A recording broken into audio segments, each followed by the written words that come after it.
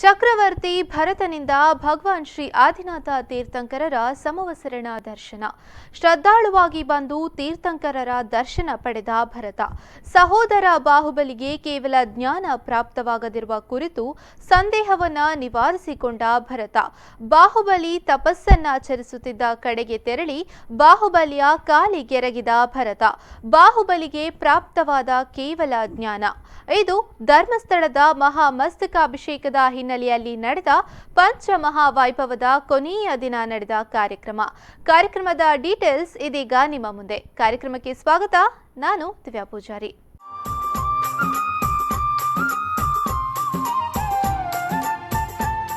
ಸಹೋದರರ ನಡುವೆ ನಡೆದ ಯುದ್ಧದ ಸಂದರ್ಭದಲ್ಲಿ ವೈರಾಗ್ಯ ತಾಳಿದ ಬಾಹುಬಲಿಯು ತಪಸ್ಸಿಗೆ ತೆರಳುತ್ತಾನೆ. ಅದೆಷ್ಟು ಸಮಯದ ಕಾಲ ತಪೋನಿರತನಾದರೂ ಬಾಹುಬಲಿಗೆ ಕೇವಲ ಜ್ಞಾನ ಪ್ರಾಪ್ತವಾಗುವುದಿಲ್ಲ. ಇದರಿಂದ ವಿಚಲಿತನಾದ ಭರತ ಇದಕ್ಕೆ ಕಾರಣವೇನೆಂದು ತಿಳಿಯಲು ಆದಿನಾಥ ತೀರ್ಥಂಕರರ ಸಮವಸರಣ ದರ್ಶನ ಮಾಡಿ ತನ್ನ ಸಂದೇಹವನ್ನ ಮುಂದಿಡುತ್ತಾನೆ. ಮಂತ್ರಿವರ್ಯರೇ, ನನ್ನ ಚಕ್ರಾಧಿಪತ್ಯದ ಚಿಹ್ನೆಯಾದ ಈ ವಜ್ರ ಖಚಿತವಾದ ಕಿರೀಟವನ್ನು ನಿಮ್ಮ ವಶಕ್ಕೆ ಒಪ್ಪಿಸಿ ಒಬ್ಬ ಸಾಮಾನ್ಯ ಭಕ್ತನಂತೆ, ಶ್ರದ್ಧಾಳು ಶ್ರಾವಕನಂತೆ ಈ ಮೂಲೋಕದೊಡೆಯ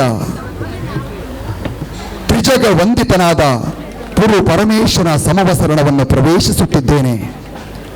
ಇಲ್ಲಿ ನಾನು ನನ್ನ ಸಹೋದರ ಬಾಹುಬಲಿ ಮುನೀಂದ್ರಂಗೆ ಇನ್ನೂ ಕೇವಲ ಜ್ಞಾನ ಪ್ರಾಪ್ತವಾಗದಿರುವ ಬಗ್ಗೆ ನನಗಿರುವ ಸಂದೇಶವನ್ನು ಪರಿಹರಿಸಿಕೊಳ್ಳಬೇಕಾಗಿದೆ.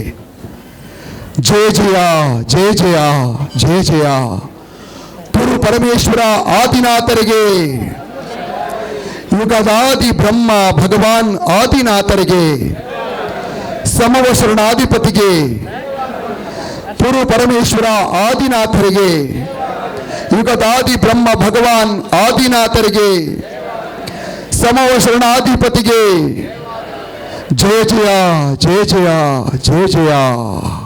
ಭಗವಾನ್, ನನ್ನ ಸಹೋದರನಾದ ಬಾಹುಬಲಿಯು ತಮ್ಮ ಪಾದಮೂಲದಲ್ಲಿಯೇ ದೀಕ್ಷಿತನಾಗಿ ಅತ್ಯುಗ್ರವಾದ ತಪವನ್ನು ಆಚರಿಸುತ್ತಿದ್ದಾನೆ. ಆತನ ತಪದ ಕೀರ್ತಿ 3 ಲೋಕಗಳಿಗೂ ಹರಡಿದೆ. ಆದರೂ ಇಷ್ಟು ಉಗ್ರವಾದ ತಪವನ್ನು ಆಚರಿಸುತ್ತಿದ್ದರೂ ಬಾಹುಬಲಿ ಮುನೀಂದ್ರನಿಗೆ ಇನ್ನೂ ಕೇವಲ ಜ್ಞಾನವು ಪ್ರಾಪ್ತವಾಗಿಲ್ಲ. ಇದರ ಕಾರಣವನ್ನು ಅರಿಯುವ ಆತುರ ನನ್ನದು. ತಮ್ಮ ಅಡಿದಾವನೆಗಳಲ್ಲಿ ಪ್ರಾರ್ಥಿಸುತ್ತಿದ್ದೇನೆ.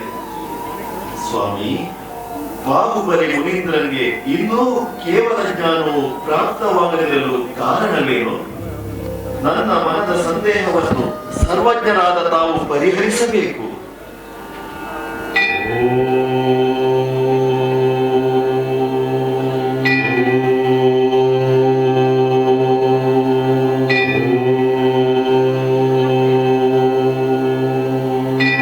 ಭರತೇಶ, ಬಾಹುಬಲಿ ಮುನೀಂದ್ರರು ತಪಕ್ಕೆ ಹೊರಟು ನಿಂತ ವೇಳೆ ನಿನ್ನ ಸೈನಿಕರಾಡಿದ ಚುಚ್ಚು ಮಾತುಗಳು ಅವರ ಮನದಲ್ಲಿ ಇನ್ನೂ ಆಳವಾಗಿ ಬೇರೂರಿದೆ. ತಪದಲ್ಲಿ ನಿಂದರು ನಿಂದ ನೆಲ ನಿನ್ನದೆಂಬ ಮಾನಕಷಾಯದಿಂದ ಅವರಿನ್ನು ಪೀಡಿತರಾಗಿದ್ದಾರೆ. ನೀನವರ ಬಳಿ ಹೋಗಿ ಅವರ ಪಾದಗಳಿಗೆ ಎರಗಿದೊಡನೆ ಅವರ ಮಾನಕಷಾಯವು ನಷ್ಟವಾಗಿ ಕೇವಲ ಜ್ಞಾನವು ಪ್ರಾಪ್ತವಾಗುತ್ತದೆ. ನಡೆ ನಡೆ, ಬಾಹುಬಲಿ ಕುಮಾರನ ವೈರಾಗ್ಯಕ್ಕೆ ಕಾರಣವಾದ ನೀನೇ ಹೋಗಿ ಅವರ ಕೇವಲ ಜ್ಞಾನಕ್ಕೂ ಕಾರಣವಾಗು. ಕೃತಾರ್ಥನಾದೆನು, ಕೃತಾರ್ಥನಾದೆನು.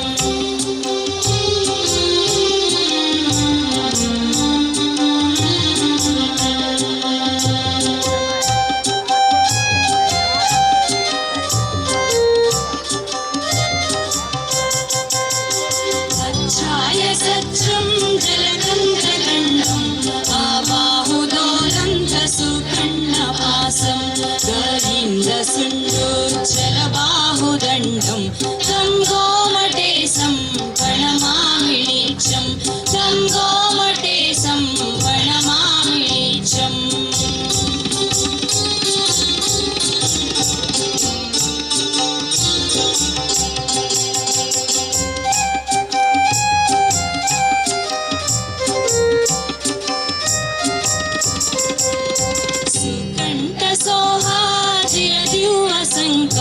हिमालयुद्धामविशालगन्धं सुपेकणिच्छायलसुट्टुमध्यं तं गोमटेशं प्रणमामि नित्यं तं गोमटेशं प्रणमामि नित्यम्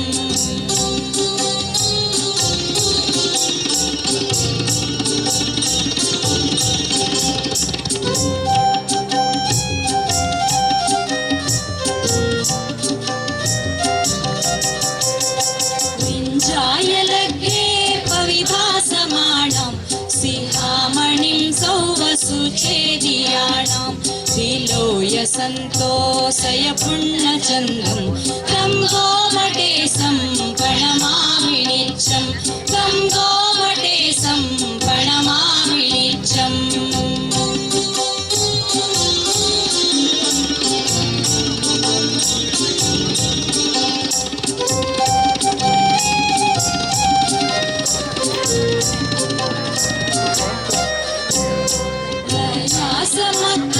महाशरीरं भौवावलीलग्नसुखपरुकं देवीन्द्रविन्द्रचियपायपम्मं तं गोमटेशं प्रणमामि नित्यं तं गोमटेशं प्रणमामि नित्यम्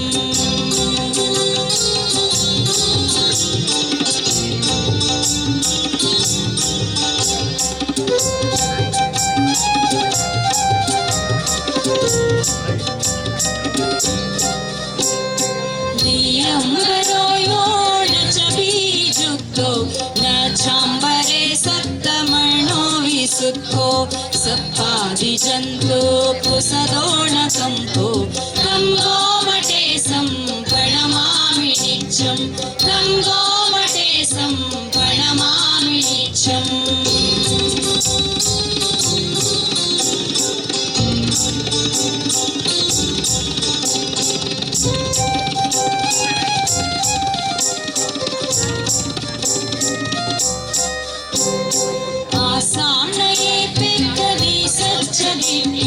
सुखेन वञ्चाहयदोषमूलं विराय भावं वरदे विसल्लं तं गोमटेशं प्रणमामि नित्यं तं गोमटेशं प्रणमामि नित्यम्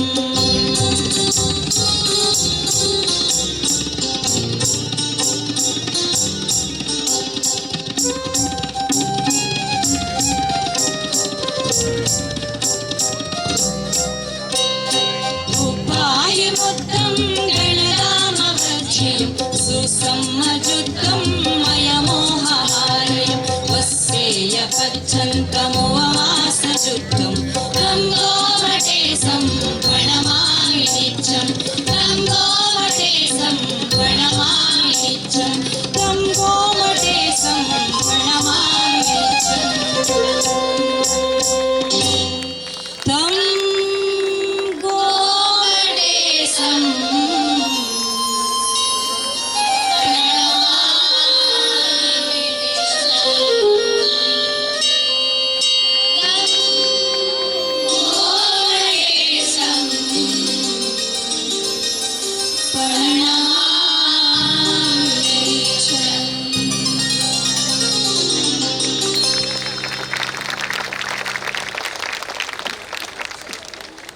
ಶುಭ ಸಂಜೆಯಲ್ಲಿ ನಾವಿದ್ದೇವೆ.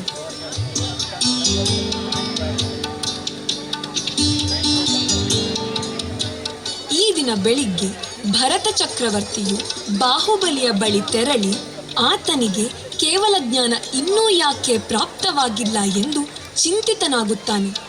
ಬಳಿಕ ಆತ ಆದಿನಾಥ ಭಗವಂತರ ಸನ್ನಿಧಿಗೆ ತೆರಳುತ್ತಾನೆ. ಅಲ್ಲಿ ತನ್ನ ಸಹೋದರ ಬಾಹುಬಲಿಗೆ ಕೇವಲ ಜ್ಞಾನವಾಗದಿರುವ ಕಾರಣವನ್ನು ದಿವ್ಯಧ್ವನಿಯ ಮೂಲಕವಾಗಿ ಅರಿತುಕೊಂಡಿದ್ದಾನೆ. ಇಂದು ಈಗ ನೇರವಾಗಿ ಬಾಹುಬಲಿಯ ತಪೋವನವನ್ನು ಪ್ರವೇಶಿಸಿ ಅಲ್ಲಿ ಬಾಹುಬಲಿಯ ಮಾನ ಕಷಾಯ ನಿವಾರಣೆಯಾಗುವಂಥ ಮಾತುಗಳನ್ನಾಡಲಿದ್ದಾನೆ. ಬಂಧುಗಳೇ, ಬಾಹುಬಲಿ ಕುಮಾರನ ಮನದ ಕಷಾಯ ನಷ್ಟವಾಗುವ ಪುಣ್ಯದ ಕಾಲ ಈಗ ಪ್ರಾಪ್ತವಾಗಿದೆ. ಬನ್ನಿ, ನಾವೆಲ್ಲರೂ ಆ ಪವಿತ್ರ ಕಾರ್ಯದಲ್ಲಿ ಭಾಗಿಯಾಗೋಣ.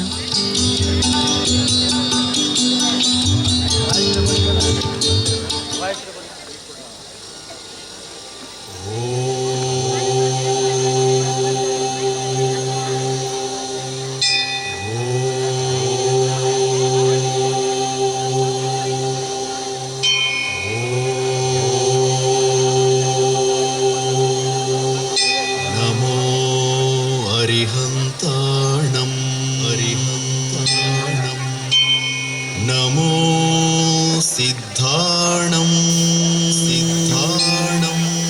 नमो आयिर्याणं नमो वज्रायाणं नमो डोये सव्वसाहूणं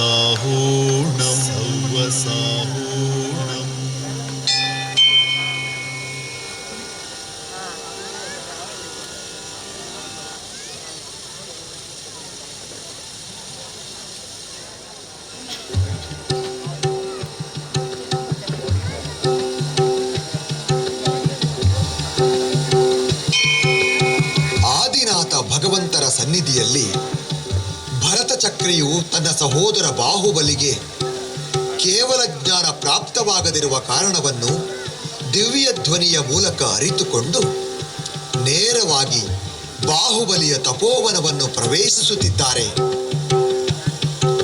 ಆಹಾ, ಬಾಹುಬಲಿ ಕುಮಾರನ ಮನದ ಕಷಾಯ ನಷ್ಟವಾಗುವ ಪುಣ್ಯದ ಕಾಲವಿದು.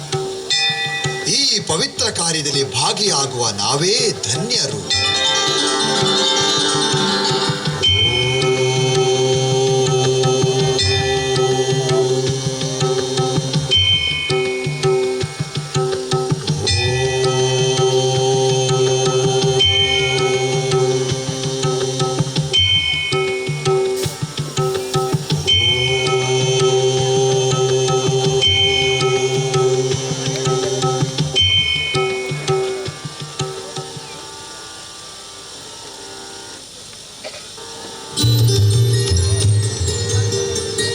कंडें भव्यजनप्रमोदकरणं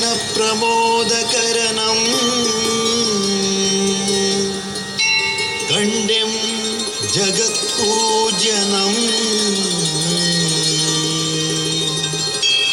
कंडें कर्मविनाशकारणिकनं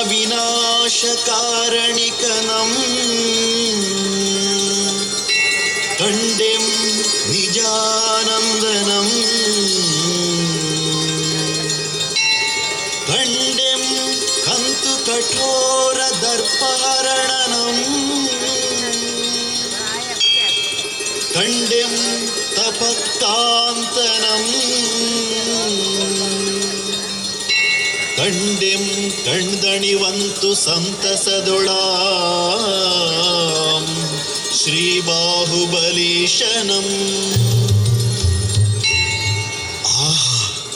ಇದೇನಿಂತಹ ಭೀಕರ ರಮ್ಯ ನೋಟ! ತಪೋಮಗ್ನರಾದ ಬಾಹುಬಲಿ ಮುನೀಂದ್ರರನ್ನು ನಾನು ನೋಡುತ್ತಿರುವೆ. ಸಂವತ್ಸರದಿಂದಲೂ ಶಿಲಾಪ್ರತಿಮೆಯ ಹಾಗೆ ಪ್ರತಿಮಾಯೋಗದಲ್ಲಿ ನಿಂತಿರುವ ಬಾಹುಬಲಿ ಮುನೀಂದ್ರರ ತಪಕ್ಕೆ ಯಾರು ಸರಿಸಾಟಿ? ಪಾದಮೂಲಗಳಿಂದ ಹುತ್ತಗಳು ಬೆಳೆದಿವೆ. ಆ ಹುತ್ತಗಳ ಮೇಲ್ಭಾಗದಿಂದ ಮಾಧವೀಲತೆಗಳು ಹಬ್ಬಿಕೊಂಡು ಆಜಾನುಬಾಹುವಾದ ಮುನೀಂದ್ರರ ತೋಳುಗಳ ಸುತ್ತ ಬೆಳೆದಿವೆ. ಆ ಹುತ್ತಗಳಲ್ಲಿ ಆಶ್ರಯ ಪಡೆದಿರುವ ಭಯಾನಕ ಸರ್ಪಗಳು ಬಾಹುಬಲಿ ಮುನೀಂದ್ರರ ಮೈ ತುಂಬ ಹರಿದಾಡುತ್ತಿದೆ. ನೋಡುಗರಿಗೆ ಭಯ ಹುಟ್ಟಿಸುವ ರೀತಿಯಲ್ಲಿ ಆ ವಿಷಸರ್ಪಗಳ ಪೂತ್ಕಾರಗಳು, ಅವುಗಳ ಉಸಿರಿನಿಂದ ಹೊರಬರುತ್ತಿರುವ ವಿಷಾಗ್ನಿಯು ಬಾಹುಬಲಿ ಮುನೀಂದ್ರರ ತಪೋ ಅಗ್ನಿಯ ಮುಂದೆ ಮಂಕಾಗುತ್ತಿವೆ. ನೀಳವಾಗಿ ಹರಡಿರುವ ಆ ಕೇಶರಾಶಿಗಳು ಬಳ್ಳಿಗಳ ಒಳಗೆ ಸಿಲುಕಿಕೊಂಡು ಬಲೆಯಾಗಿವೆ. ಆ ರೀತಿಯಲ್ಲಿ ಹುತ್ತ ಬಳ್ಳಿಗಳಿಂದ ಆವೃತವಾಗಿರುವ ಮುನಿಶ್ರೀಗಳು ತಮ್ಮ ತಪೋಕಾಂತಿಯಿಂದ ಸುತ್ತಲ ಪ್ರದೇಶವನ್ನು ಕಾಂತಿಯುಕ್ತವಾಗಿಸಿದ್ದಾರೆ.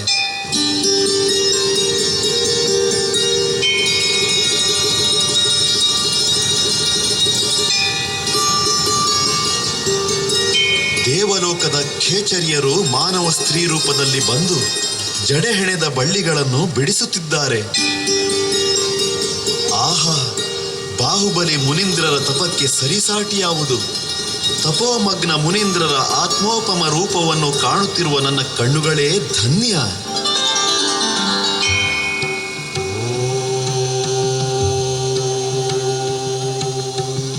ಓ ಮಾನೋನ್ನತ, ಬಾಹುಬಲಿ ಮುನೀಂದ್ರ, ಆದಿನಾಥನ ಪುತ್ರನಾದ ಭರತ ಚಕ್ರವರ್ತಿಯಾದ ನಾನು ನಿನ್ನ ಪಾದ ಮೂಲದಲ್ಲಿ ಶಿರಬಾಗಿ ಬೇಡಿಕೊಳ್ಳುತ್ತಿರುವೆ. ನಿನ್ನ ಮಡುಗೂಳ್ ಈ ನೆಲ ಮಾನೋನ್ನತ, ನಿನ್ನ ಮಡುಗೂಳ್ ಈ ನೆಲ ಮಾನೋನ್ನತ. ನೀನು ಈಯೆ ಬಂದುದೆನಗೆ, ನೀನು ಈಯೆ ಬಂದುದೆನಗೆ. ಈಗ ಇದನ್ನು ನನ್ನದು ಎಂದು ಬಗೆಯಲಪ್ಪುದೆ, ಈಗ ಇದನ್ನು ನನ್ನದು ಎಂದು ಬಗೆಯಲಪ್ಪುದೆ. ನಿನ್ನನೇ ನೀ ಬಗೆಯದಿರು, ನಿನ್ನನೇ ನೀ ಬಗೆಯದಿರು. ಪೆರತು ಏನು ಮಾನೋನ್ನತ, 3 ಯುದ್ಧಗಳಲ್ಲೂ ನೀನೇ ಗೆದ್ದಿದ್ದರೂ ಆ ರಾಜ್ಯವನ್ನು ನನಗೆ ಬಿಟ್ಟುಕೊಟ್ಟವನು ನೀನು. ನೀನು ಕೊಟ್ಟ ಭಿಕ್ಷೆಯ ನೆಲದಲ್ಲಿ ನಾನು ಚಕ್ರವರ್ತಿಯಾಗಿದ್ದೇನೆ. ನೀನು ದಯೆ ನೀಡಿ ನನಗೆ ಇತ್ತುದರಿಂದ ಇದು ನನ್ನದಾಯಿತು.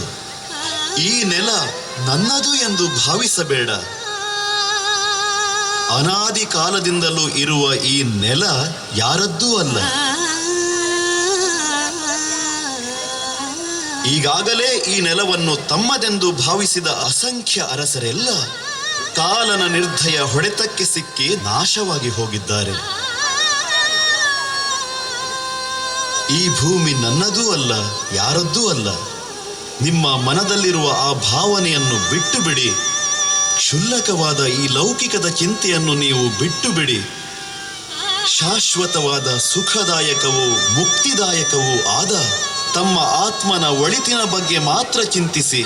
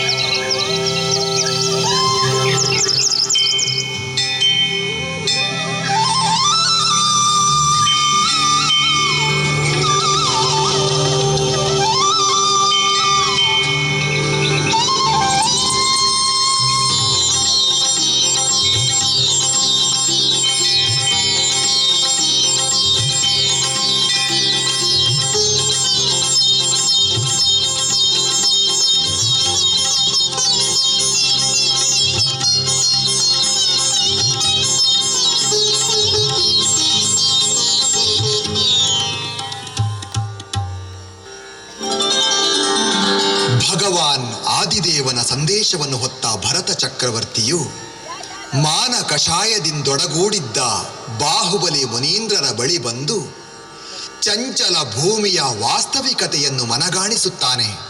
ತಪೋಮಗ್ನ ಬಾಹುಬಲಿ ಮುನೀಂದ್ರಂಗೆ ಭರತನಾಡಿದ ಮಾತುಗಳನ್ನು ಕೇಳುತ್ತಲೇ ಮನದ ಮೂಲೆಯಲ್ಲಿ ಅಡಗಿದ್ದ ಅಲ್ಪ ಮಾನ ಕಷಾಯವೂ ಭಗ್ನಗೊಂಡು ಕೇವಲ ಜ್ಞಾನವು ಪ್ರಾಪ್ತಿಯಾಗಿದೆ. ಪ್ರಥಮ ತೀರ್ಥಂಕರರ ಆದಿನಾಥನ ಪುತ್ರರು, ಈ ಯುಗದ ಪ್ರಥಮ ಕಾಮದೇವನು ಗೆಲುವಿನ ತುತ್ತ ತುದಿಯಲ್ಲಿ ವೈರಾಗ್ಯವನ್ನು ಹೊಂದಿ ಸಂಸಾರದಲ್ಲಿ ನಿಜವಾದ ಸುಖ ದೊರೆಯುವುದು ಭೋಗದಿಂದಲ್ಲ ತ್ಯಾಗದಿಂದ ಎಂಬ ಸಂದೇಶವನ್ನು ಸಾರಿದ ಭಗವಾನ್ ಬಾಹುಬಲಿಯ ಅಡಿದಾವರೆಗಳಿಗೆ ನಾವೆಲ್ಲರೂ ಭಕ್ತಿಯಿಂದ ನಮಿಸೋಣ. ಈ ಜಗತ್ತಿನಲ್ಲಿ ಅದೆಷ್ಟೋ ರಾಜರು, ಚಕ್ರವರ್ತಿಗಳು ಈ ಭೂಮಿ ನನ್ನದು ಎಂಬ ಮೋಹದಿಂದ ಆಳಿ ಹೋಗಿದ್ದಾರೆ. ಕೋಟೆ ಕೊತ್ತಲಗಳನ್ನು ಕಟ್ಟಿ ಮೆರೆದಿದ್ದಾರೆ, ನಾಶವಾಗಿ ಹೋಗಿದ್ದಾರೆ. ಆದರೆ ಅವರು ಯಾರೂ ಲೋಕ ಪೂಜ್ಯರಾಗಲಿಲ್ಲ. ಬಾಹುಬಲಿ ಸಮಸ್ತ ಲೋಕಕ್ಕೆ ಚಕ್ರವರ್ತಿಯಾಗಿ ಲೌಕಿಕ ಸಾಮ್ರಾಜ್ಯದಲ್ಲಿ ವಿಹರಿಸಬಹುದಾಗಿತ್ತು. ಅಂಥ ಅವಕಾಶ ಅವನ ಕೈಯಲ್ಲಿತ್ತು. ಆದರೆ ರಾಜ್ಯ, ಸಾಮ್ರಾಜ್ಯ, ಭೋಗ ಭಾಗ್ಯಗಳೆಲ್ಲವೂ ನಶ್ವರ ಎಂದು ಭಾವಿಸಿ ಆತ ಮುಕ್ತಿ ಸಾಮ್ರಾಜ್ಯದ ಅಧಿಪತಿಯಾದ, ಲೋಕ ಪೂಜ್ಯನಾದ. ತ್ಯಾಗದಿಂದ ಸುಖ, ತ್ಯಾಗದಿಂದ ಶಾಂತಿ ಎಂಬ ಸಂದೇಶವನ್ನು ಜಗತ್ತಿಗೆ ಸಾರಿದ. ಇದೇ ಬಾಹುಬಲಿಯ ಮಹಾವೈಭವ.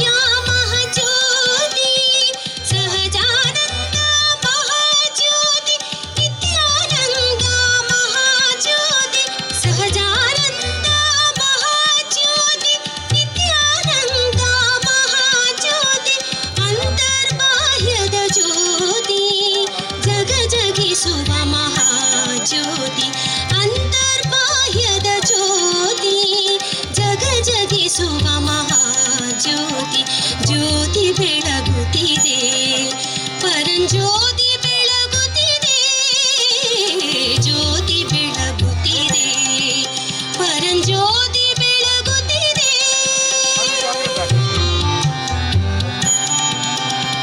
ಸೋಹಂ ಭಾವದ ಜ್ಯೋತಿ ಓಂಕಾರಮಯ ಜ್ಯೋತಿ ಸೋಹಂ ಭಾವದ ಜ್ಯೋತಿ ಓಂಕಾರಮಯ ಜ್ಯೋತಿ ಪರಮಾತ್ಮ ಪರಂಜ್ಯೋತಿ ನಿರಂಜನ ಮಹಾಜ್ಯೋತಿ ಪರಮಾತ್ಮ ಪರಂಜ್ಯೋತಿ ನಿರಂಜನ ಮಹಾಜ್ಯೋತಿ ಹರುಹರ ಮಹಾಜ್ಯೋತಿ ಜಯ ಸಿದ್ಧ ಪರಂಜ್ಯೋತಿ ಹರುಹರ ಮಹಾಜ್ಯೋತಿ ಜಯ ಸಿದ್ಧ ಪರಂಜ್ಯೋತಿ ಆಚಾರ್ಯ ತಪೋ ಜ್ಯೋತಿ ಉಪಾಧ್ಯಾಯ ಮಹಾಜ್ಯೋತಿ ಆಚಾರ್ಯ ತಪೋ ಜ್ಯೋತಿ ಉಪಾಧ್ಯಾಯ ಮಹಾಜ್ಯೋತಿ ಜ್ಯೋತಿ ಬೆಳಗುತ್ತಿದೆ ಪರಂಜ್ಯೋತಿ ಬೆಳಗುತ್ತಿದೆ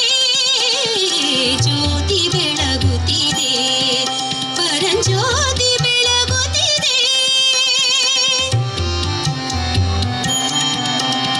ಸಾಧು ಮಹಾಜ್ಯೋತಿ ಅದ್ವೈತ ಮಹಾಜ್ಯೋತಿ ಸಾಧು ಮಹಾಜ್ಯೋತಿ ಅದ್ವೈತ ಮಹಾಜ್ಯೋತಿ ಸುಜ್ಞಾನ ಮಹಾಜ್ಯೋತಿ ಸ್ವಾನುಭೂತಿಯ ಜ್ಯೋತಿ ಸುಜ್ಞಾನ ಮಹಾಜ್ಯೋತಿ ಸ್ವಾನುಭೂತಿಯ ಜ್ಯೋತಿ ಚಿತ್ಕಲೆಯ ಮಹಾಜ್ಯೋತಿ ಓಂ ಜಗಜ್ಯೋತಿ ಚಿತ್ಕಲೆಯ ಮಹಾಜ್ಯೋತಿ ಓಂ ಜಗಜ್ಯೋತಿ ಬ್ರಹ್ಮಾನಂದಮಯ ಜ್ಯೋತಿ ನಿರ್ವಿಕಲ್ಪ ಮಹಾಜ್ಯೋತಿ ಬ್ರಹ್ಮಾನಂದಮಯ ಜ್ಯೋತಿ ನಿರ್ವಿಕಲ್ಪ ಮಹಾಜ್ಯೋತಿ ಜ್ಯೋತಿ ಬೆಳಗುತ್ತಿದೆ ಪರಂಜ್ಯೋತಿ ಬೆಳಗುತ್ತಿದೆ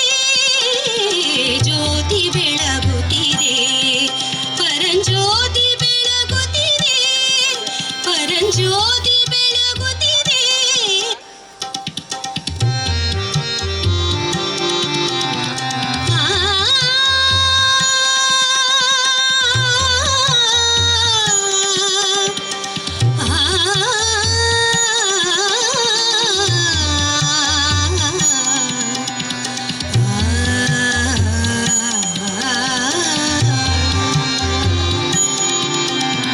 ಜ್ಯೋತಿ ಬೆಳಗುತ್ತಿದೆ ಪರಂಜ್ಯೋತಿ ಬೆಳಗುತ್ತಿದೆ ಜ್ಯೋತಿ ಬೆಳಗುತ್ತಿದೆ ಪರಂಜ್ಯೋತಿ ಬೆಳಗುತ್ತಿದೆ ಜ್ಯೋತಿ ಬೆಳಗುತ್ತಿದೆ ಪರಂಜ್ಯೋತಿ ಬೆಳಗುತ್ತಿದೆ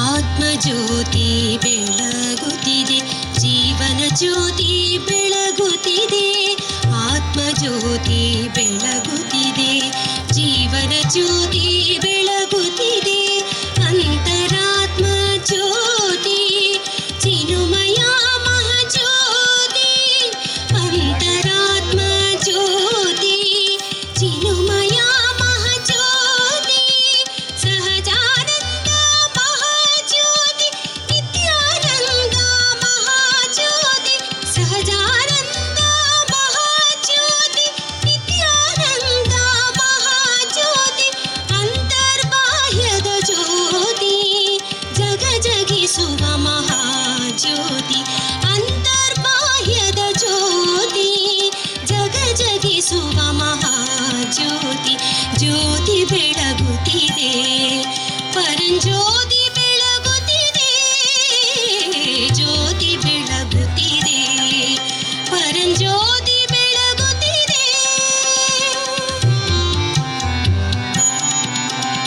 ಸೋಹಂ ಭಾವದ ಜ್ಯೋತಿ ಓಂಕಾರಮಯ ಜ್ಯೋತಿ ಸೋಹಂ ಭಾವದ ಜ್ಯೋತಿ ಓಂಕಾರಮಯ ಜ್ಯೋತಿ ಪರಮಾ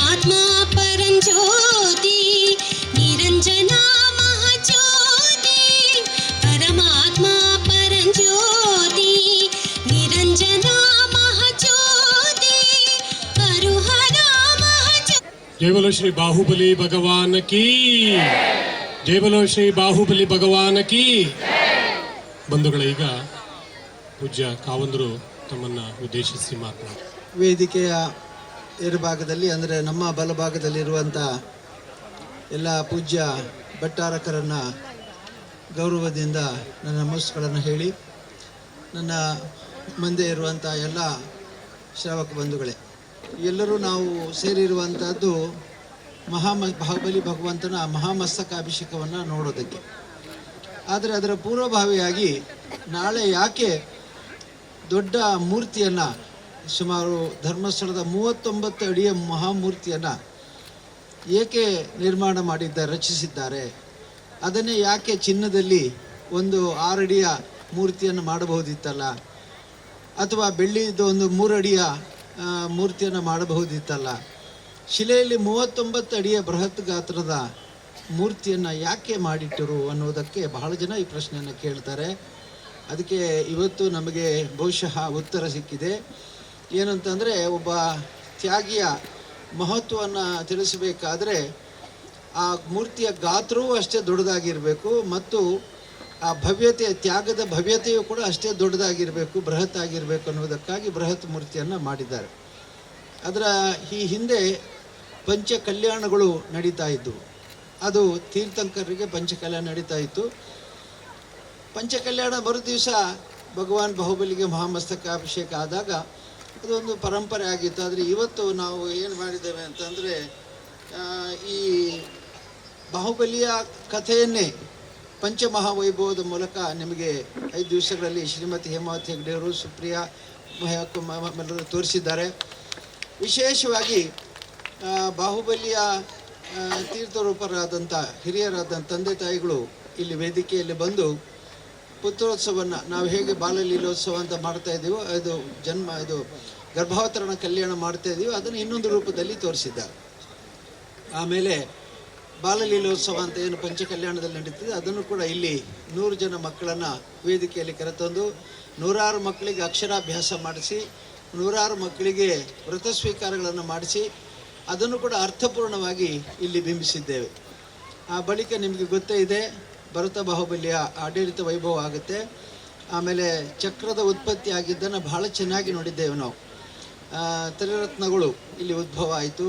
ಒಂದು ಕಡೆಯಿಂದ ಆದಿನಾಥ ತೀರ್ಥಂಕರಿಗೆ ಕೇವಲ ಜ್ಞಾನ ಆಗಿ ಅವರು ಮೋಕ್ಷಕಾಮಿಗಳಾಗುವ ದೃಶ್ಯ ಬಂತು. ಇನ್ನೊಂದು ಮಗು ಜನ್ಮ ಆಯಿತು. ಅದರ ಜೊತೆಗೆ ಚಕ್ರರತ್ನದ ಉದ್ಭವ ಆಯಿತು ಅನ್ನೋದನ್ನು ಬಹಳ ಚೆನ್ನಾಗಿ ಇಲ್ಲಿ ನಿರೂಪಿಸಿದ್ದಾರೆ. ಆ ಬಳಿಕ ನಮಗೆ ಗೊತ್ತಿದೆ, ಮೊನ್ನೆ ಬಹಳ ವಿಜೃಂಭಣೆಯ ಮೆರವಣಿಗೆ. ಯಾಕೆಂದರೆ ಒಂದು ಭರತೇಶ್ವರ ಯುದ್ಧಕ್ಕೆ ಹೋಗ್ತಕ್ಕಂಥದ್ದು, ದಿಗ್ವಿಜಯಕ್ಕೆ ಹೋಗುವಂಥದ್ದು, ದಿಗ್ವಿಜಯವನ್ನು ಸಾಧಿಸಿ ಹಿಂದೆ ಅದನ್ನು ಬಹಳ ಚೆನ್ನಾಗಿ ನಿರೂಪಿಸಿದ್ದಾರೆ. ಇದಕ್ಕೆ ಎಲ್ಲ ದೇಶದ ಜನರು, ರಾಜ್ಯದ ಜನರು ಬಂದಿದ್ದರು. ಅಸ್ಸಾಂನಿಂದ ಬಂದಿದ್ದರು, ಚೈನಾದಿಂದ ಬಂದಿದ್ದರು, ಜಪಾನ್ನಿಂದ ಬಂದಿದ್ದರು, ನೇಪಾಳದಿಂದ, ಎಲ್ಲ ದೇಶಗಳಿಂದಲೂ ಕೂಡ ಬಂದಿದ್ದರು. ಹಾಗಾಗಿ ಅವರೆಲ್ಲರನ್ನು ನಾವು ನೋಡಿ ಆನಂದಿಸಿದ್ದೇವೆ. ಅದರ ಜೊತೆಗೆ ಮೊದಲನೇ 2ನೇ ದಿವಸ ಆದಿನಾಥ ಭಗವಂತ ಚಕ್ರವರ್ತಿ ತಾನು ತ್ಯಾಗವನ್ನು ಮಾಡಿ ನಡೆದುಕೊಂಡು ಹೋಗುವಾಗ ನಾವೆಲ್ಲ ಕಣ್ಣೀರು ಹಾಕಿದ್ದೇವೆ. ಅದು ಕಣ್ಣೀರು ಹಾಕಿದ್ದು ದುಃಖದ ಕಣ್ಣೀರಲ್ಲ, ಬದಲಾಗಿ ಭಾವುಕತೆಯ ಕಣ್ಣೀರು ನಮ್ಮ ಕಣ್ಣಲ್ಲಿ ಬಂದಿತ್ತು. ಅದೇ ರೀತಿಯಲ್ಲಿ ನಿನ್ನೆ ಕೂಡ ಇಲ್ಲಿ ಭರತ ಬಾಹುಬಲಿಯ ಯುದ್ಧ ಆದ ಮೇಲೆ ಬಾಹುಬಲಿ ತಾನು ಎಲ್ಲವನ್ನು ತ್ಯಾಗ ಮಾಡಿ ಹೋದಾಗ ಮತ್ತೆ ಎಲ್ಲರ ಕಣ್ಣಲ್ಲಿ ನೀರೂಡಿಸಿತು. ಇವತ್ತು ಯಾಕೆ ಆ ಬಾಹುಬಲಿಗೆ ಕೇವಲ ಜ್ಞಾನ ಬರಲಿಲ್ಲ ಅನ್ನೋದನ್ನು ಸಂವರ್ಷಣದ ಮೂಲಕ ತಿಳಿದುಕೊಂಡ ಭರತ ಚಕ್ರವರ್ತಿ ನಿಮ್ಮ ಮುಂದೆ ಈಗ ಬಂದು ಬಾಹುಬಲಿಗೆ ಶರಣಾಗಿ ಆತನನ್ನು ಮೋಕ್ಷಕ್ಕೆ, ಕೈವಲ್ಯ ಜ್ಞಾನವನ್ನು ಸಂಪಾದಿಸಿ ಮೋಕ್ಷಗಾಮಿಯಾಗಿ ಮಾಡಿದ್ದಾನೆ. ಈ ದೃಶ್ಯವನ್ನು ನಾವೆಲ್ಲ ನೋಡಿ ಧನ್ಯರಾಗಿದ್ದೇವೆ. ಬಹುಶಃ ನಮ್ಮ ಈ ಕಲ್ಪನೆಗೆ ಬಹಳ ಸಹಕಾರ ಕೊಟ್ಟವರು ಹೇಮಾವತಿಯವರು, ನಮ್ಮ ಶ್ರೀಮತಿಯವರು ಮತ್ತು ಸುಪ್ರಿಯ ಮತ್ತು ನಮ್ಮ ಎಲ್ಲ ಸಹೋದರ ಮತ್ತು ಕ್ಷೇತ್ರದ ಎಲ್ಲ ಸಿಬ್ಬಂದಿ. ಈ ಬಾರಿಯ ಮಹಾಮಸ್ತಕಾಭಿಷೇಕದಲ್ಲಿ ಒಂದು ಟೀಮ್ ವರ್ಕ್ ಆಗಿದೆ. ಎಲ್ಲರೂ ಒಟ್ಟು ಸೇರಿ ಸೇವೆ ಮಾಡಿದ್ದಾರೆ. ಅವರು ಇವರು ಅಂತ ಹೇಳಿಲ್ಲ, ಹೆಸರು ಹೇಳಿದರೆ 1000 ಹೆಸರು ಹೇಳಬೇಕು. ಆದರೆ ಅವರೆಲ್ಲರೂ ಕೂಡ ಏಕತ್ರರಾಗಿದ್ದಾರೆ. ನಿಮಿತ್ತ ಮಾತ್ರಕ್ಕೆ ನಾನು ಹೇಮಾವತಿಯವರು ಇದ್ದೇವೆ. ಆದರೆ ಎಲ್ಲರೂ ಕೂಡ ಪೂರ್ತಿಯಾಗಿ ತಮ್ಮನ್ನು ತಾವು ತೊಡಗಿಸಿಕೊಂಡು ಈ ಮಹಾವೈಭವವನ್ನು ನಿಮ್ಮ ಮುಂದೆ ಪ್ರದರ್ಶಿಸಿದ್ದಾರೆ. ಬಹುಶಃ ಈಗ ಹೊಸ ಜನಾಂಗ ಯಾರು ಸುಮಾರು 20 ವರ್ಷದ ಒಳಗೆ ಮಕ್ಕಳಿದ್ದಾರೆ, ಇವರು ನಿಜವಾಗಿ ಭಾಗ್ಯವಂತರು. ಯಾಕೆಂದರೆ ಅವರು ಇನ್ನು ಮುಂದೆ ಮದುವೆಯಾಗಿ, ಅವರು ಇನ್ನು ಮುಂದೆ ಮಕ್ಕಳಾಗಿ, ಅವರು ಮೊಮ್ಮಕ್ಕಳಾಗಿ, ಅವರು ಬೆಳೆಯುವವರೆಗೆ ಕೂಡ ಈ ಕಥೆಯನ್ನು ಹೇಳ್ತಾ ಹೋಗ್ಬೋದು. ಯಾಕೆಂದರೆ ಇನ್ನು ಯಾರಿಗೂ ಕೂಡ ಈ ಕಥೆಯನ್ನು ಓದಿದರೆ, ಹೇಳಿದರೆ, ನೋಡಿದರೆ ಮಾಡಬಾರ್ದಷ್ಟು ಪರಿಣಾಮ ನಮ್ಮ ಮನಸ್ಸಿನಲ್ಲಿ ಅದಾಗಿದೆ. ಹಾಗಾಗಿ ಈ ಕಾರ್ಯಕ್ರಮವನ್ನು ತೋರಿಸಿದ ಶ್ರೀಮತಿ ಹೇಮಾವತಿ ಹೆಗ್ಡೆ ಅವರು ಎಷ್ಟು ರಾತ್ರಿಗಳನ್ನು ನಿದ್ದೆಗೆಟ್ಟಿದ್ದಾರೆ ನನಗೆ ಗೊತ್ತಿಲ್ಲ.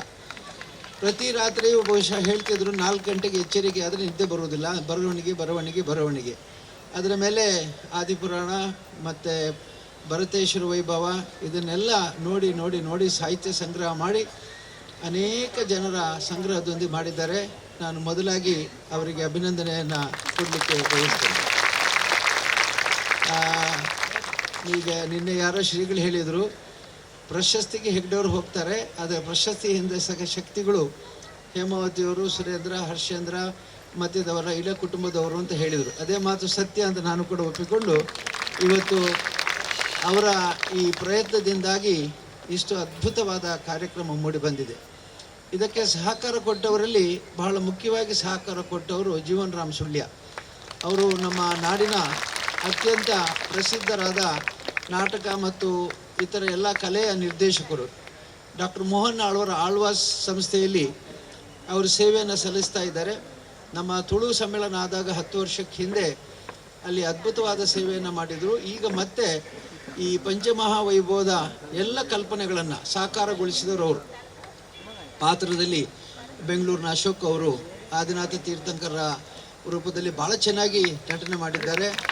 ಭರತ ಬಾಹುಬಲಿಗಳು ಭಾಳ ಚೆನ್ನಾಗಿ ಅವರ ಪ್ರದರ್ಶನ ಮಾಡಿದ್ದಾರೆ.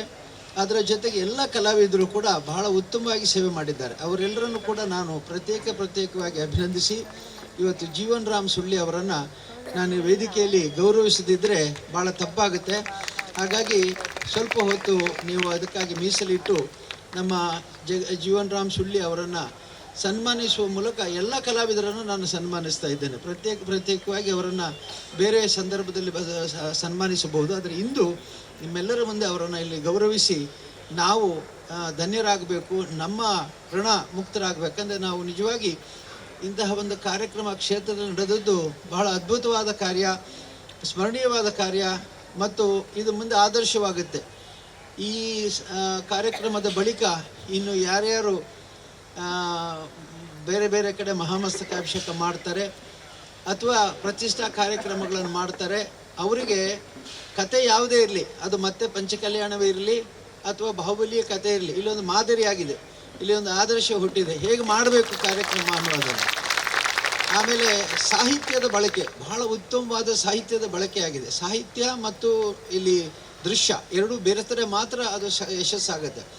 ಸಾಹಿತ್ಯ ಇಲ್ಲದ ದೃಶ್ಯ ರೂಪಕ ಬಹಳ ನೀರಸವಾಗುತ್ತೆ. ಆದರೆ ಶ್ರೇಷ್ಠವಾದ ಸಾಹಿತ್ಯವನ್ನು ಬಳಸಿ, ಶ್ರೇಷ್ಠವಾದ ಕಲ್ಪನೆಯನ್ನು ಬೆಳೆಸಿ, ದೃಶ್ಯವನ್ನು ನಿರ್ಮಾಣ ಮಾಡಿ ಕಲಾವಿದರು ಮಾಡಿರುವಂಥ ಈ ಕಾರ್ಯ ಅದ್ಭುತವಾದದ್ದು. ನಾವಿವತ್ತು ಬಯಲಲ್ಲಿ ಕೂತಿದ್ದೇವೆ, ನಮ್ಮ ಹಿಂದೆ ಕಪ್ಪು ಹಿಂದೆ ಇದೆ. ನಿನ್ನೆ ಹೇಳ್ತಿದ್ರು ಬಹಳ ಜನ, ಇಲ್ಲಿ ಏನು ಒಂದು ಘಟನೆ ನಡೆಯಿತು ಅದಕ್ಕೆ ಎಲ್ಲರ ದೃಷ್ಟಿ ಬಿದ್ದದ್ದೇ ಕಾರಣ ಅಂತ ಹೇಳ್ತಾ ಇದ್ರು. ಹಾಗಾಗಿ ಅದು ದೃಷ್ಟಿ ಹೋಯಿತು. ಅದರ ಜೊತೆಗೆ ದೇವರೇ ಇವತ್ತು ನಮ್ಮ ಹಿಂದೆ ಕಪ್ಪು ಒಂದು ಬ್ಯಾಕ್ಗ್ರೌಂಡ್ ಕೊಟ್ಟು ದೃಷ್ಟಿ ತೆಗೆಯುವ ರೀತಿಯಲ್ಲಿ ಕಪ್ಪು ಬ್ಯಾಕ್ಗ್ರೌಂಡಲ್ಲಿ ಇಲ್ಲಿ ಮಾಡಿಸಿದ್ದಾರೆ. ಹಾಗಾಗಿ ಇದು ಸಹಜವಾಗಿ ಆಗಿರುವಂಥದ್ದು, ಪ್ರಯತ್ನಪೂರ್ವಕವಾಗಿ ಆಗಿದ್ದಲ್ಲ. ಮತ್ತೊಮ್ಮೆ ನಾನು ಅಭಿನಂದನೆ ಹೇಳಿ ಶ್ರೀಮತಿ ಹೇಮಾವತಿ ಅವರು ಇಲ್ಲಿ ವೇದಿಕೆಗೆ ಬರಬೇಕು ಮತ್ತು ಅವರಿದ್ದು ಇಲ್ಲಿ ನಾವು ಈ ಸನ್ಮಾನವನ್ನು ಮಾಡಬೇಕು. ಇವತ್ತು ಈ ಕಾರ್ಯಕ್ರಮದಲ್ಲಿ ಅವ್ರ ಜೊತೆಗೆ ನೂರಾರು ಮಂದಿ ಸೇವೆಯನ್ನು ಮಾಡಿದ್ದಾರೆ. ಅದರಲ್ಲಿ ನಮ್ಮ ಬೀಡಿನ ಶಿಶುಪಾಲ ಇರ್ಬೋದು ಅಥವಾ ಎಲ್ಲ ಬೇರೆ ಹೆಸರುಗಳು, ಸಂಪತ್ ಕುಮಾರ್ ರೆಂಜಾಳ, ಮುನ್ರಾಜ್ ರೆಂಜಾಳ ಅವರು, ಅಜಿತ್ ಪ್ರಸಾದ್, ಎಸ್ ಟಿ ಶೆಟ್ಟಿ. ನಿಮಗೆ ಗೊತ್ತಾಯ್ತಾ ನನಗೆ ಗೊತ್ತಿಲ್ಲ ಅಂತ? ಕೆಲವು ಸಲ ಗುಟ್ಟು ರಟ್ಟಾಗೋದು ಹೀಗೆ.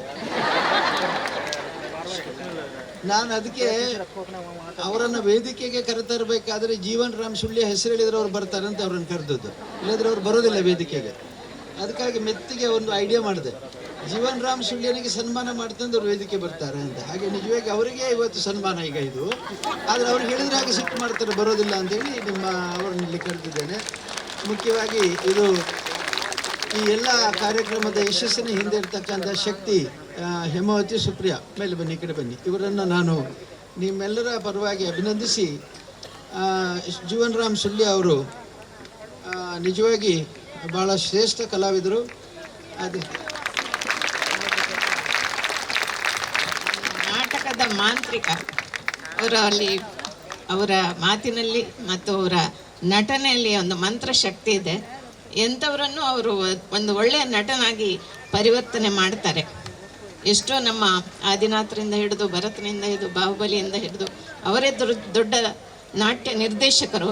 ಆದರೆ ಇವರ ಕೈಯಲ್ಲಿ ಅವರು ಸಿಕ್ಕಿ ಮತ್ತಷ್ಟು ಸ್ಫುಟಗೊಂಡು ಬಹಳ ಸ್ಪಷ್ಟವಾಗಿ ಅವರನ್ನು ಭರತ ಬಾಹುಬಲಿಯ ರೂಪದಲ್ಲಿ ನಮಗೆ ತೋರಿಸಿದ್ದಾರೆ. ಪುರಜನರು ಬಹುಶಃ ಎಷ್ಟು ಇನ್ವಾಲ್ವ್ ಆಗಿದ್ದಾರೆ ಅಂದರೆ, ಆದಿನಾಥರು ಹೋಗುವಾಗ ಅಳ್ತಾ ಇದ್ರು, ಭರತ ಹೋಗುವಾಗ ಅಳ್ತಾ ಇದ್ರು ಈ ಜನರು, ಬಾಹುಬಲಿ ಹೋಗುವಾಗ ಅಳ್ತಾ ಇದ್ರು, ಮತ್ತು ಆದಿನಾಥರು ಹೋಗುವಾಗ ಅಳ್ತಾ ಇದ್ರು. ಯಾಕೆಂದರೆ ನಮ್ಮ ಮಹಾರಾಜರು ಅಂತ ಹೇಳೋದನ್ನು ಅವರು ಒಪ್ಪಿಕೊಂಡಿದ್ದಾರೆ. 5-6 ದಿವಸದಿಂದ ಮಹಾಪ್ರಭು ಮಹಾಪ್ರಭು ಅಂತ ಹೇಳಿ ಹೇಳಿ ಕೊನೆಗೆ ಅವರು ಹೊರಟು ಹೋಗುವಾಗ ಎಲ್ಲರ ಕಣ್ಣಲ್ಲೂ ನೀರು. ಅವರು ಬಹಳ ಮತ್ತು ಹಿಂದಿನ ಸ್ಟೇಜ್ ಬಹುಶಃ ಇವತ್ತು ಬಾಹುಬಲಿಯ ವೈರಾಗ್ಯಕ್ಕೆ ಮತ್ತು ಅವರ ತಪಸ್ಸಿಗೆ ಪೂರಕವಾಗಿದೆ ಅಂತ ನಾನು ಭಾವಿಸ್ತೇನೆ. ಹಿಂದೆ ಕಾಡು ಇದೆ, ಬಹುಶಃ ನಾವು ಅರಮನೆಯಲ್ಲಿ ಕೃತಕವಾಗಿ ಕಾಡನ್ನು ಸೃಷ್ಟಿ ಮಾಡಬೇಕಾಗಿತ್ತು, ಆದರೆ ಇದು ದೈವ ನಿರ್ಮಿತವಾದ ಕಾಡು ಮತ್ತು ಇಲ್ಲಿ ತಪಸ್ಸಿಗೆ ಬಹಳಷ್ಟು ಅನುಕೂಲಕರವಾದ ವಾತಾವರಣ ಇವರು ದೇವರೇ ಸೃಷ್ಟಿ ಮಾಡಿದ್ದಾರೆ ಅಂತ ನಾನು ಭಾವಿಸ್ತೇನೆ. ಮುಖ್ಯವಾಗಿ ಜೀವನ್ ರಾಮ್ ಸುಳ್ಯ ಅವರನ್ನು ಬಹಳಷ್ಟು ಕೃತಜ್ಞತೆಯಿಂದ ನಾವು ಇಲ್ಲಿ ಸ್ಮರಿಸ್ಕೊಳ್ತಾ ಇದ್ದೇವೆ. ಮತ್ತು ನಮ್ಮ ಆಳ್ವಾರವರು ಅವರನ್ನು ನಮಗೆ ಬಿಟ್ಟುಕೊಟ್ಟಿದ್ದಾರೆ. 1 ತಿಂಗಳು ರೆಕಾರ್ಡಿಂಗಿಂದ ಹಿಡಿದು ನಾಟಕದ ನಿರ್ದೇಶನದ ಎಲ್ಲ ಹಂತಗಳಲ್ಲಿ ರಾತ್ರಿ ಹಗಲು ಶ್ರಮ ಪಟ್ಟಿದ್ದಾರೆ. ಅದನ್ನು ನಾವು ಮತ್ತೆ ಮತ್ತೆ ಸ್ಮರಿಸಿಕೊಂಡು ಅವರಿಗೆ ಕೃತಜ್ಞತೆಯನ್ನು, ಅಭಿನಂದನೆಯನ್ನು ಹೇಳ್ತೇವೆ.